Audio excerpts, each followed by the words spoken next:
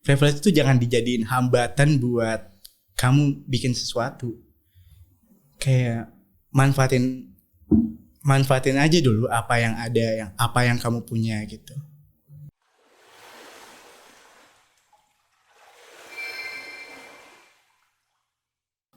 Halo teman-teman, welcome to Laut Untuk Semua Podcast bersama saya Afnita. Kali ini kita sudah kedatangan tamu yang spesial banget. Mungkin untuk Gen Z yang sering dengerin podcast udah familiar sama sosok satu ini. Ini dia Ibra Faisal. Halo teman-teman podcast Laut Untuk Semua. Oke, mungkin boleh dikenalin dulu nih ke teman-teman. Halo, kenalin aku Ibra. Mungkin kalian tuh lebih kenal aku sebagai Suara Ibra. Lebih terkenalnya itu kan. Iya, benar-benar. Aku juga lebih familiar sama Suara Ibra daripada Ibra Faisal. Yang benar. Ini karena kita sama-sama masih pemula nih di depan kamera, anggap aja kameranya nggak ada ya. Gitu. Ya bener nih, aku biasanya bikin podcast tuh kan monolog ya. Jadi depan aku bikin tag tuh, bikin podcast itu bukan kamera kayak gini, tapi handuk, kasur. Lebih ke kamar ya. Iya, karena kan monolog. Jadi beda nih. Jadi teman-teman, kita disclaimer, kita nggak biasa depan kamera. Oke. Dengar-dengar Ibra tuh asalnya dari pesisir ya. Kalau boleh tahu dari mana sih? Dari Berau, Kalimantan Timur. I see. Sebelum kita mulai ke pertanyaan yang lebih lanjut nih, aku mau nanya dulu sebagai orang yang sekarang udah stay di Jakarta, Ibra nih lebih ke tim mana sih? Tim Jaksel, tim Jakut, atau tim Jaktim nih? Sebenarnya gak masuk yang mana-mana ya, tapi kan lebih sering main ke Jaksel, mungkin masuknya Jaksel, tapi gak Jaksel banget. Oh, I see. Jadi berarti nongkrongnya di Jaksel ya? Iya, cukup sering. I see. Nah, boleh diceritain gak sih gimana masa kecilnya Ibra di pesisir? Mungkin kalau orang-orang kota tuh bocil-bocilnya kan sukanya main warnet nih, gitu, atau main TikTok. Kalau di pesisir tuh waktu Ibra kecil mainnya apa sih? Iya, pastinya beda ya, beda banget sama bocil-bocil yang dari kota ini gitu. Dulu tuh Kak Apni sendiri pernah ke Berau nggak? Aku belum pernah sih, belum tapi pernah. kameraman kita yang satu ini udah pernah, tim Aruna. Nah, jadi Kak, di Berau tuh punya sungai yang cukup luas ya, besar banget gitu. Nah, itu tuh lebih sering main di sungai, mancing, berenang di situ. Kakak tahu main yang ini nggak? Polisi-polisian. Apa tuh, gimana? Ada polisi sama maling gitu. Jadi yang polisi satu, malingnya banyak gitu. Polisi ngejar maling. Nah, kalau polisinya itu misalnya kan masih kecil ya, ada yang nggak bisa berenang, maling-malingnya tuh udah deh nyebur di sungai, jadi polisinya nggak bisa ngejar, cukup kurang ajar emang. Oke. Jadi lebih banyak main di alam ya. Beda banget sama bocil-bocil yang di kota. I see. Oke. Ibra tuh sebenarnya mulai ngonten tuh sejak kapan sih? Apakah memang dari kecil atau dari pesisir udah mulai ngonten atau gimana? Aku jadi content creator ini sebenarnya karena ketidaksengajaan kan. Iya. Jadi kan aku kayak orang pesisir pada umumnya, kayak masih main di alam sampai akhirnya pandemi. Jadi pandemi itu kan libur sekolah, di rumah aja, jadi bosen scroll TikTok. Nah, ketemulah salah satu podcast gitu. Kayak aku suka banget dengar podcast ini. Sampai akhirnya kepikiran lah kayak cobain deh gitu buat video 1 menit dulu pendek-pendek. Dan akhirnya kayak orang-orang tuh suka sama suaraku gitu. Asik. Jadi pada nyuruh aku bikin podcast. Oke. Kalau pertama kali Ibra bikin podcast tuh ngomongin apa sih sebenarnya? Ngomongin tentang keresahan aku aja, kayak ngomongin tentang kehilangan, tentang cinta lah ya. I see. Anaknya broken heart banget gitu. Broken heart. Iya. Oke. Terus kenapa akhirnya mutusin untuk serius nih jadi content creator setelah lulus SMA ya? Karena banyak yang dengerin dan ya banyak lah ya bisa ngebawa aku tinggal di Jakarta, kayak wah ada hasilnya nih, kayak dari karya gitu. Oh iya. Jadi aku seriusin deh bikin podcast dan mutusin buat tinggal di sini. Tapi emang passionnya di kreatif kayak gini atau gimana? Ya sebenarnya passion tuh apa ya Kak? Kayak passion aku tuh bukan kreatif sih sebenarnya. Ini kan karena ketidaksengajaan kan aku bilang. Aku tuh passionnya bola gitu. Aku dari dulu pengen banget jadi pemain bola. Sampai akhirnya cedera ACL. Jadi cedera ACL tuh udahlah nggak bisa main lagi kecuali operasi gitu. Nah karena karena ACL itu di rumah, pandemi juga, jadi akhirnya bikin konten deh. Dan sekarang jadi content creator, jadi pekerjaan gitu. I see. Itu aku sedih. Tapi aku sedih Kak, karena sekarang tuh meskipun di pesisir, anak-anak di pesisir tuh mungkin karena perubahan zaman kali ya. Dulu kan aku masa kecilku masih bebas tuh main di alam, main di sungai, masih bisa ambil buah di hutan. Nah kalau sekarang meskipun di pesisir anak-anak kecilnya tuh cuma main handphone, main Free Fire, main HP gitu. Jadi kayak sama aja kayak anak kota sekarang. Kurang yang mancing, yang mandi di sungai itu udah nggak pernah lagi. Jadi kayak udah berubah juga ya karena perubahan zaman. Nah dari beberapa konten-konten yang Ibra bikin, Ibra tuh kan sering banget nih ngobrolin tentang keresahan-keresahan termasuk insecurity kan. Sebagai orang yang asalnya ini dari pesisir, yang jelas dinamikanya tuh pasti beda kan ya sama di Jakarta gitu. Iya, benar. Apa itu berpengaruh gitu ke rasa percaya dirinya Ibra atau gimana? Oke, tentang insecure ya. Jadi cukup banyak yang bikin aku culture shock waktu awal-awal pindah ke Jakarta. 1 bulan pertama tuh ada aja hal yang kayak ngaruh ke rasa percaya diri aku. Kayak contohnya aku insecure soal sepatu. Nah sepatu tuh dulu sepatu yang aku punya tuh keren banget kalau misalnya di daerah aku di pesisir.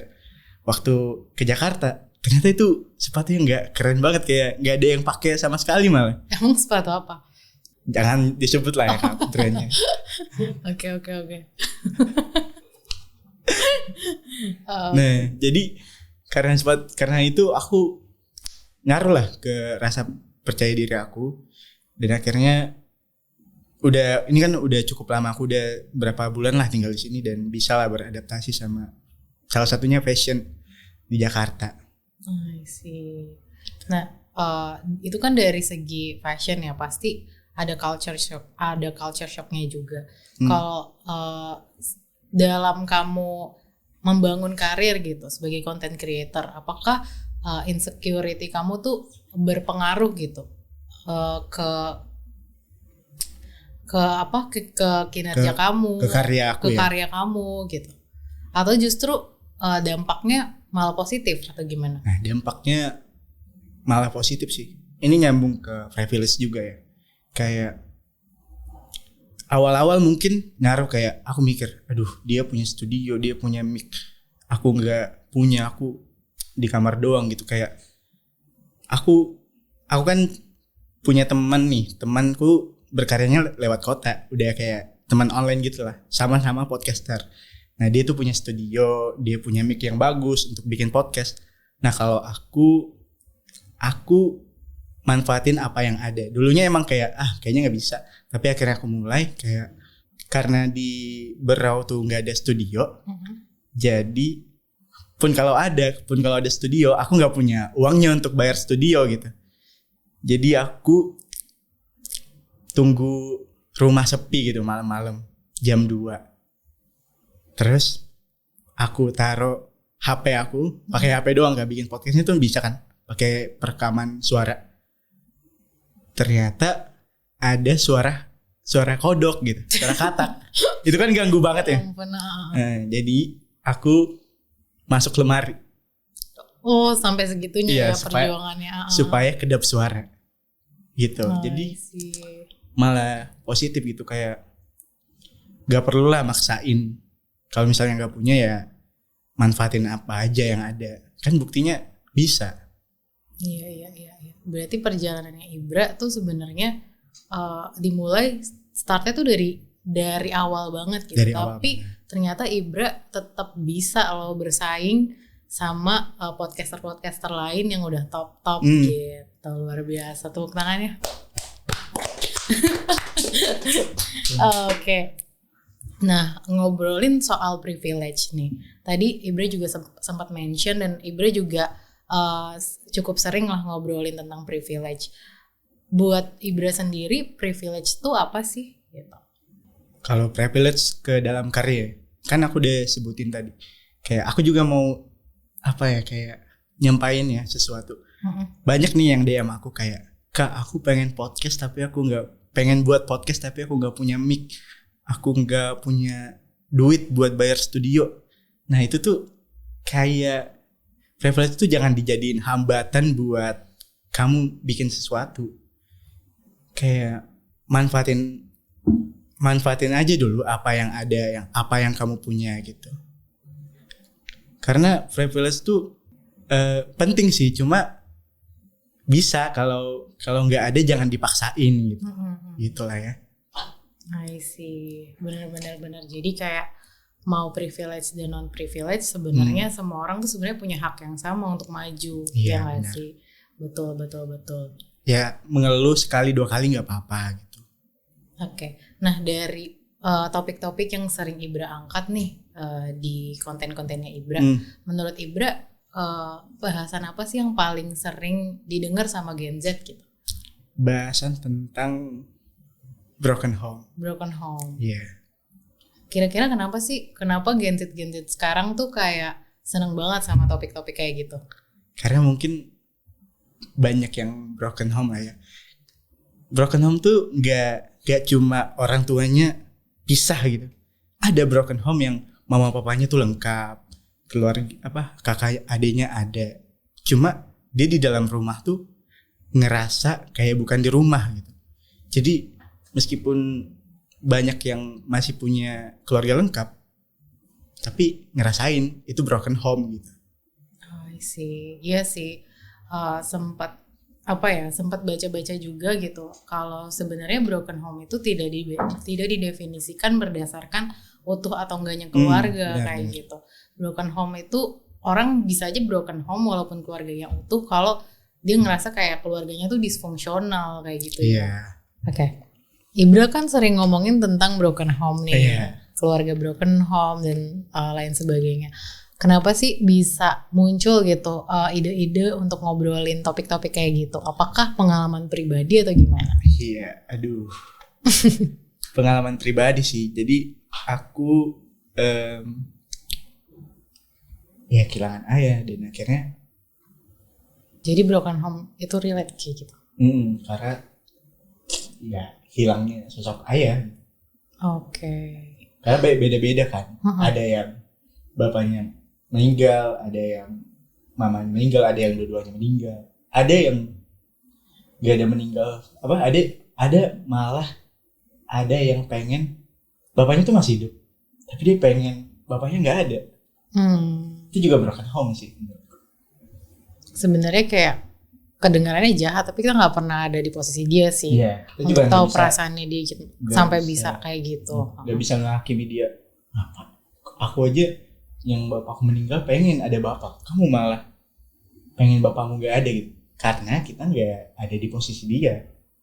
Oke. Sebenarnya kalau dilihat dari pengalamannya Ibra ya, jadi content creator ke Jakarta dimulai dari nol dengan background yang ternyata Ibra juga punya keresahan yang struggle-nya tuh di banyak hal gitu. Gak yang cuman struggle karena privilege, tapi juga struggle gimana tetap bisa tetap bisa mindful, tetap bisa semangat gitu, bertahan di dalam kesedihannya Ibra juga kayak gitu. Nah, gimana sih Ibra bisa jadi orang yang tetap kuat gitu sejauh ini? Justru hal-hal yang tadi Kak Afni sebutin itu yang bisa ngebuat aku kuat dan bangkit gitu. Aku nggak jadiin itu, beberapa orang mungkin jadiin itu kayak halangan untuk terus tumbuh gitu. Kalau aku enggak, aku malah sebaliknya. Aku nganggap itu kayak ya penyemangat untuk aku maju gitu, supaya nantinya aku punya keluarga yang harmonis, anak aku nggak ngerasain apa yang aku rasain sekarang gitu. Itu justru jadi motivasi buat Ibra untuk jadi orang yang lebih baik gitu dari pengalaman-pengalaman Ibra. Iya benar. Gitu. Nah, Ibra tadinya kan dari orang yang nge-create konten bener-bener dari nol Dari banget bawah. nih, dari bawah banget. Terus punya pencapaian bisa sampai kayak top, masuk top chart gitu kan. Iya. Gimana sih rasanya sekarang gitu? Awalnya seneng gitu karena apa ya? Karena dengan aku yang kurang privilege gitu, itu aku mampu gitu. Itu sesuatu yang bikin aku seneng banget, dan aku harap banyak konten creator dari daerah atau dari Berau, khususnya dari Berau, itu tuh bisa lah ya muncul ke permukaan untuk bisa bersaing sama konten creator dari kota. I see. Benar-benar. Nah, terus kalau boleh tahu nih, Bra, sekarang kan berarti lagi aktif ngonten ya. Untuk kedepannya Ibra tuh kira-kira mau punya plan apa lagi sih gitu dalam karirnya Ibra? Aku nanti ini kan aku baru punya satu podcast ya. Aku rencana sih ada bikin podcast baru. Untuk pendengar-pendengar aku, pendengar-pendengar suara Ibra, tungguin aja. I see. Ya. Nah, ngomongin soal balik lagi tadi kita ngomongin soal laut nih. Laut. Di sekitarnya, maksudnya Ibra kan datang dari wilayah pesisir gitu ya, dekat laut gitu. Ibra punya kayak tempat spot liburan favorit di laut yang di sekitar rumah Ibra atau yang Ibra tahu gitu? Oke. Pernahnya ke yang di Berau, karena di Berau itu banyak banget tempat-tempat liburan kayak pantai, laut, itu tuh banyak. Tapi aku cuma pernah ke 4 tempat: Pulau Derawan, Pulau Kakaban, Pulau Maratua, sama Pulau Sangalaki. Nah, dari 4 itu ada 2, satu favoritku, satu yang paling bagus. Nah, yang paling bagus tuh Pulau Maratua. Nah, orang tuh biasanya nyebut Maratua Maldivesnya Indonesia. Tapi faktanya orang Berau tuh jarang banget ada yang kesana karena mahal. Nah, kalau favoritku dari 4 itu Pulau Kakaban. Mahalnya karena apa tuh?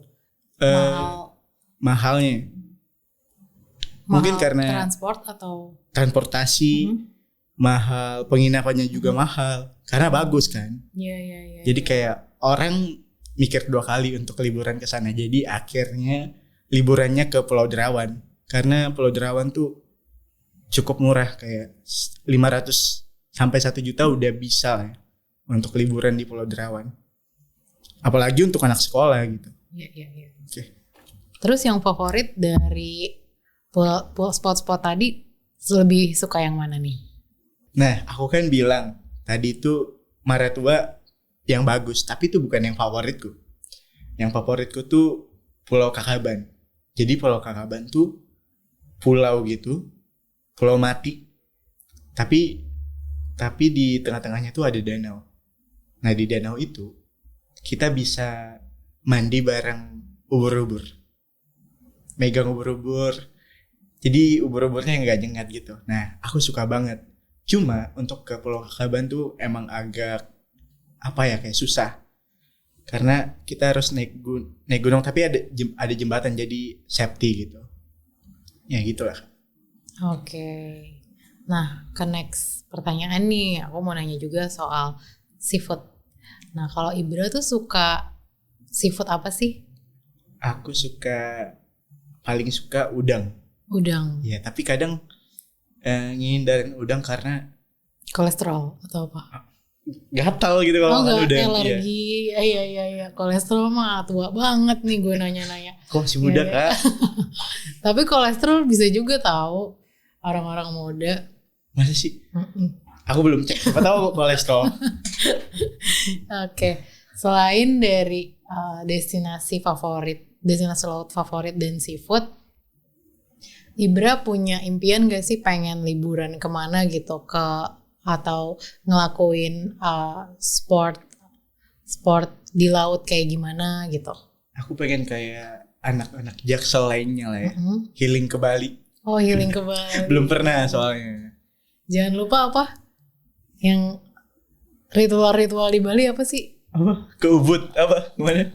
Gak tahu Kak. Gak tahu. Karena belum pernah. Aduh, gue juga lupa lagi namanya apa itu yang buat healing. Ya udah gitu deh pokoknya. Pertanyaan terakhir nih buat Ibra. Sebagai Gen Z, generasi muda, apa sih harapannya untuk Laut Indonesia? Harapannya untuk Laut Indonesia semoga makin banyak tempat-tempat healing gitu. Dan harapan untuk orang-orang yang healing, anak-anak Jaksel yang healing, itu kalau liburan usahain jaga kebersihan. Karena selain untuk kebersihan sendiri, itu juga menghormati warga sekitar gitu yang punya tempat di situ. Ya. Gitu sih Kak. Setuju banget. Oke, nggak kerasa nih kita udah ngobrol cukup lama. Thank you banget Ibra udah datang, sempetin waktunya untuk kesini. Kita doain ya guys, semoga Ibra bisa mencapai mimpinya Ibra, bisa lebih sukses lagi dari sekarang. Amin. Buat teman-teman di rumah, thank you banget udah nonton dan jangan lupa untuk saksikan podcast Laut Untuk Semua selanjutnya. Dadah.